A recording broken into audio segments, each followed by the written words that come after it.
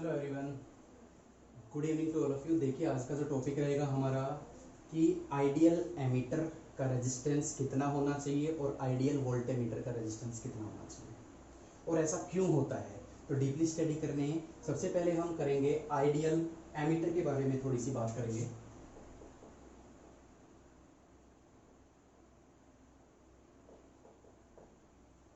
देखिए ideal ammeter का resistance जो होता है, resistance of ideal emitter should be zero.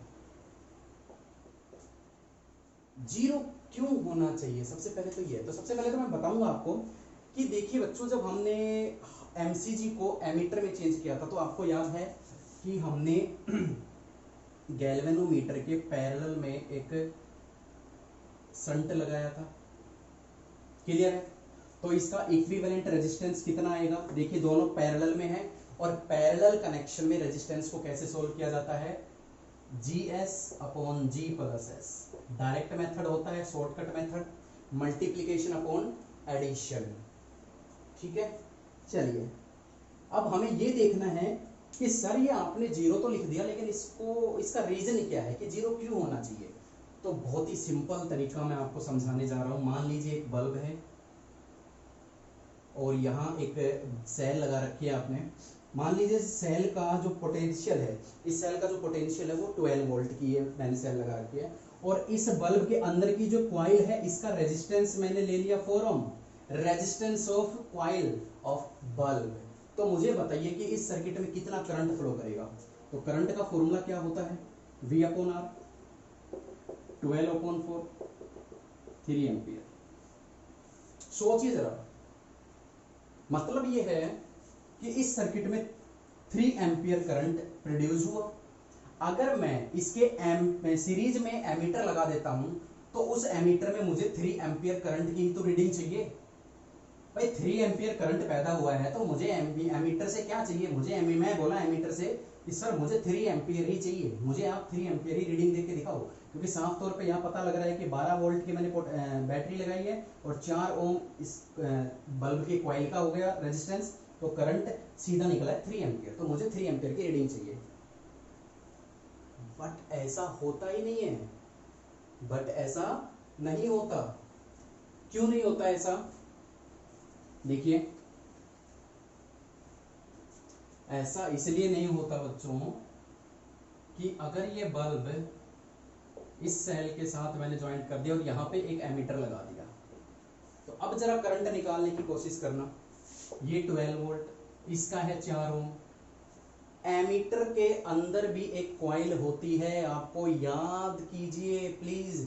Ammeter को जब हमने खोला था तो उसमें गैल्वेनोमीटर भी होता है, गैल्वेनोमीटर का एक रेजिस्टेंस होता है, यानी एमीटर कह लो या वोल्टमीटर कह लो या खुद गैल्वेनोमीटर कह लो, तीनों में एक कॉइल होती है जिसका एक रेजिस्टेंस होता है, उनका खुद का एक रेजिस्टेंस होता है। तो वो मैंने मान लिया 2 ओम। एमीटर की खुद का इंटरनल रेजिस्टेंस क्या मान लिया मैंने? 2 ओम। अपनी तरफ से नहीं माना। एमीटर हो या वोल्टमीटर हो या गैल्वेनोमीटर हो, तीनों में एक कॉइल होती है जिसकी वजह से रीडिंग आती है। ठीक है, रीडिंग जो भी शो करती है वो लोग। तो इन अब करंट निकालने की कोशिश कीजिए। एमीटर 12 अपॉन टोटल रेजिस्टेंस अब कितना हो गया? 12 अपॉन 6 दैट इज 2 एम्पियर। लेकिन मुझे तो 3 एम्पियर चाहिए था, एमीटर ने मुझे 2 एम्पियर की रीडिंग दी। इसका मतलब वो पूरी तरह से गलत है। इसका मतलब एमीटर यहाँ पे गलत दे रहा है रीडिंग। हमें 3 एम्पियर चाहिए था, यहाँ पे 2 एम्पियर मिल रहा है। तो क्या है यहाँ पे, क्या प्रॉब्लम आ रही है? तो किस तरीके से इस प्रॉब्लम का सॉल्यूशन पता लगाया जाए? तो याद करो बच्चों, याद करो। इसीलिए तो एमीटर करते वक्त इसीलिए एमीटर के अंदर क्या होता है? गैल्वेनोमीटर के एक पैरेलल में संट लगा दिया जाता है। क्यों लगा दिया जाता है? ताकि इसके वेरी लो रेजिस्टेंस होता है, ताकि करंट को एक्यूरेट किया जा सके। क्लियर है? नहीं आया समझ में? एमीटर का खुद का एक रेजिस्टेंस होता है, अगर उस रेजिस्टेंस को खत्म नहीं किया गया तो ये रीडिंग कभी नहीं आएगी, कभी भी ये रीडिंग नहीं आएगी। मुझे क्या करना है कि एमीटर के अंदर का रेजिस्टेंस को बहुत ही कम करना है, टेंड्स टू जीरो करना है, टेंड्स टू जीरो बिल्कुल।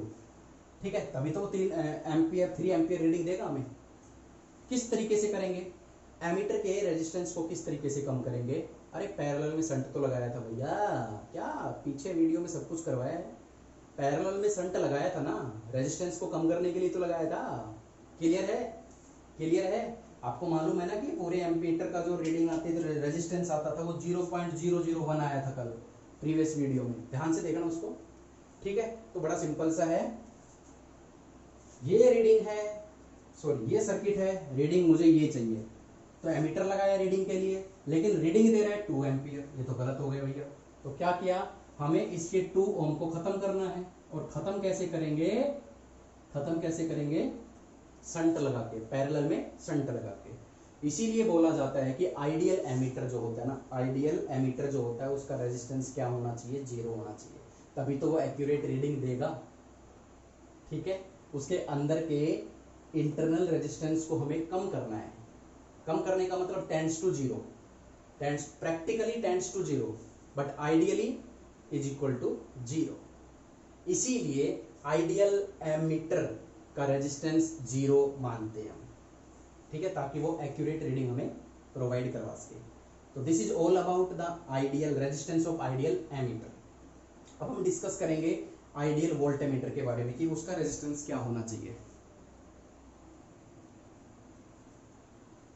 चलिए अब डिस्कस करते हैं आइडियल वोल्टमीटर के बारे में। देखिए आइडियल वोल्टमीटर का रेजिस्टेंस क्या होना चाहिए, the resistance of ideal voltmeter should be infinity, should be infinity. How, कैसे करेंगे ये सब? तो देखिए आपने जब एमसीजी को वोल्टमीटर में कन्वर्ट किया तो आपको मालूम था, हमने ये चीज अप्लाई की थी, एक गैल्वेनोमीटर के सीरीज में एक रेजिस्टेंस हमने लगाया था यहाँ पे। क्लियर है? तो इसका इक्विवेलेंट रेजिस्टेंस कितना आया था, इसका इक्विवेलेंट रेजिस्टेंस कितना आएगा, ध्यान दीजिए, ये वोल्टमीटर था, तो इक्विवेलेंट रेजिस्टेंस कितना आ जाएगा, सीरीज में है, आंसर यही आएगा, रेजिस्टेंस हाई होता है। चलिए अब मैं आपको समझाता हूं कि आइडियल वोल्टमीटर का रेजिस्टेंस इनफाइनाइट क्यों होना चाहिए। मान लीजिए एक बल्ब है मेरे पास, ठीक है, ये मैंने एक बल्ब लिया है, इसके अक्रॉस हमें एक पोटेंशियल डिफरेंस फाइंड आउट करना है।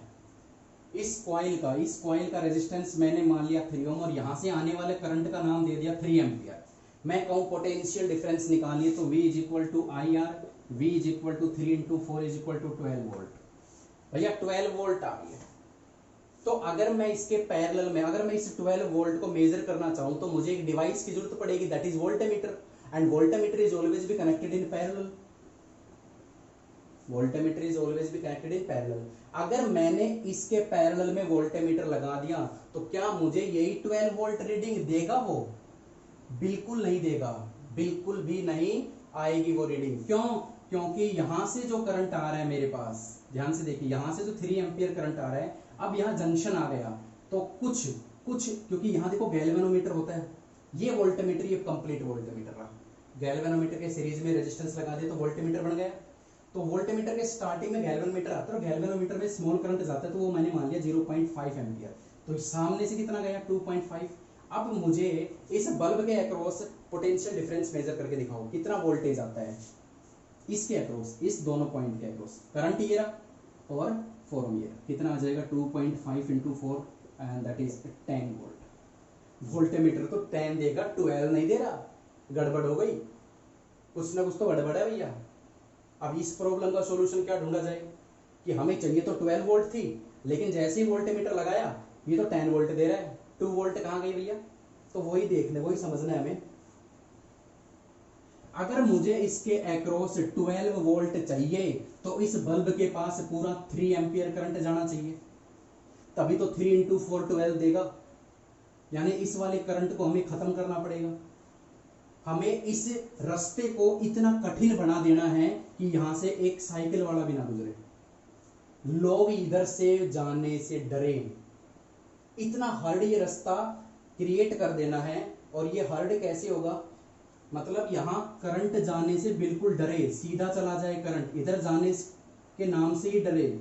इसका मतलब क्या होना है कि इस वायर का रेजिस्टेंस आप इतना हाई कर दीजिए कि करंट का कुछ परसेंट भी इधर से ना गुजरे, सारा का सारा करंट बल्ब के अक्रॉस जाए और एक्यूरेट हमें रीडिंग, तो इसके अक्रॉस जो वोल्टेज आएगी वही वोल्टेज ये देगा, क्योंकि मैंने इसका रेजिस्टेंस इंक्रीज कर दिया।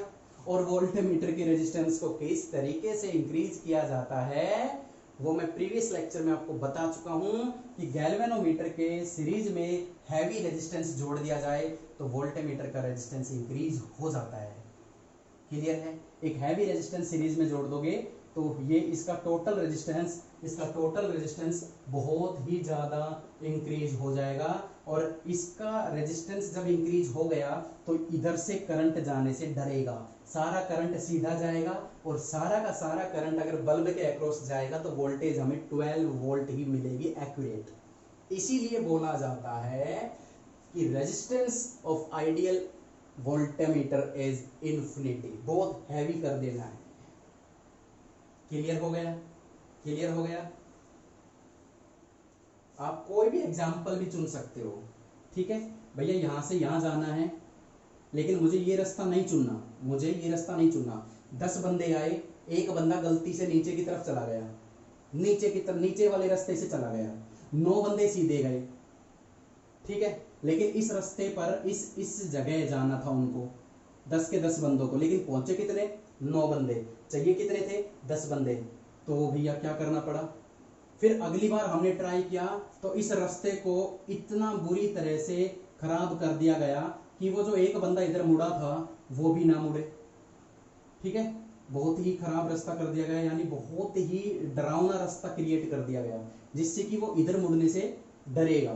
तो सारा का सारे 10 बंदे जो जा रहे थे सीधे की सीधे इस तक पहुंचेंगे और जो हमें चाहिए था वो हमें मिलेगा। तो कोई भी आप अपनी तरफ से कोई भी एग्जाम्पल क्रिएट कर सकते हो इस तरीके से, ठीक है, जैसे मैंने हाईवे किया था, बाईपास सर्किट किया था एमीटर बनाते वक्त, तो उस तरीके से आप अपनी तरफ से कोई भी एग्जाम्पल, कोई भी मन घड़ंत कोई एग्जाम्पल जिससे आप इस चीज को समझ सकें वो आप क्रिएट कर सकते हो, ठीक है। तो इस रास्ते का रेजिस्टेंस को हाई करने के लिए हमें क्या करना पड़ा, सीरीज में रेजिस्टेंस को जोड़ दिया गया। इसका रेजिस्टेंस इतना हाई हो गया कि करंट नीचे जाएगा ही नहीं, सीधा जाएगा तो पूरा 12 वोल्ट मिलेगा। इसीलिए बोला जाता है कि वोल्टमीटर का रेजिस्टेंस को बहुत हाई कर दीजिए, कितना हाई कि इन्फिनिटी हो जाए, बहुत ज्यादा हाई, ठीक है। तो this is all about the ideal ammeter and ideal voltmeter. I hope ये चैप्टर आपको क्लियर हो गया होगा। बहुत अच्छी अच्छी बातें आई यहाँ पे, चार्ज क्या होता है, किस तरीके से मैग्नेटिक फील्ड में जाएगा तो फोर्स लगेगी QEB sin थीटा, अगर कोई भी कंडक्टर मैग्नेटिक फील्ड में जाएगा तो फोर्स लगेगी that is ILB sin theta, अगर कोई भी कॉइल मैग्नेटिक फील्ड में एंटर करता है टॉर्क लगेगा कितना, NIBA sin थीटा या MB sin थीटा। बहुत सारी चीजें सीखी हैं। अगर 2 पैरेलल वायर हमने मैग्नेटिक फील्ड के बीच में रख दी तो दोनों अट्रैक्ट करेंगे या रिपेल करेंगी, फोर्स लगेगी उनके ऊपर, वो हमने करवाया, ठीक है। फिर MCG की सेंसिटिविटी पढ़ी, how MCG convert into ammeter, how MCG convert into voltmeter, फिर आइडियल एमीटर पढ़ा, ideal voltmeter, and that chapter is finish. बढ़िया चैप्टर था, बहुत क्वेश्चंस पूछे जाते हैं यहाँ से, ठीक है। तो ज़्यादा कुछ नहीं है, 2 या 3 वीडियो और बनेंगे इस यूनिट को ख़त्म करने में, ठीक है। जल्द ही हम 4th यूनिट अल्टरनेटिंग करंट पर पहुँचने वाले हैं। तो आई होप बहुत अच्छे तरीके से आपने ये प्रिपेयर किया होगा। एक बात और बताना चाहूँगा कि जो मैंने इंपॉर्टेंट क्वेश्चंस भेजे थे नोट्स में वो ज़रूर कीजिएगा, मोस्ट इंपॉर्टेंट प्रैक्टिस सेट है वो, उनमें से पूरा का पूरा आपका एग्जाम्स ज़रूर, उसमें से एक क्वेश्चन भी बाहर नहीं आएगा, ट्रस्ट मी, ठीक है। तो वो प्रैक्टिस सेट जरूर कीजिए, जो कि मैंने करंट इलेक्ट्रिसिटी का भी भेजा था और मैग्नेटिक फील्ड का भी भेजा है मैंने, ठीक है। तो पढ़ते रहिए। If you have any problem in any topic please consult with me and any time on WhatsApp, on call करके, या किसी भी तरीके से आप प्रॉब्लम को सॉल्व करा, ठीक है। तो पढ़ते रहिए। Thank you so much.